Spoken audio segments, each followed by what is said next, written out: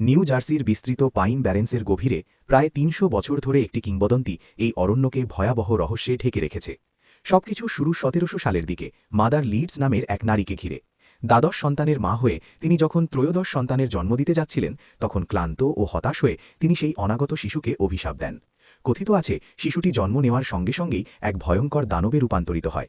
ঘোড়ার মতো মাথা, বাদুড়ের ডানা এবং কাঁটাযুক্ত লেজ সহ এক অদ্ভুত প্রাণী। তারপর সেটি চিমনি দিয়ে উড়ে অন্ধকার রাতে হারিয়ে যায়। এভাবেই জন্ম হয় জার্সি ডেভিলের কিংবদন্তির।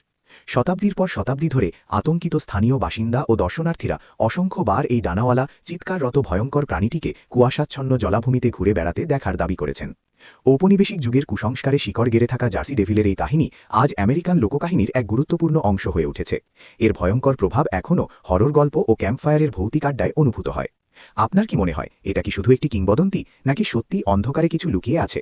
কমেন্টে জানাতে ভুলবেন না এবং আরও রহস্যময় গল্পের জন্য সাবস্ক্রাইব করতে ভুলবেন না।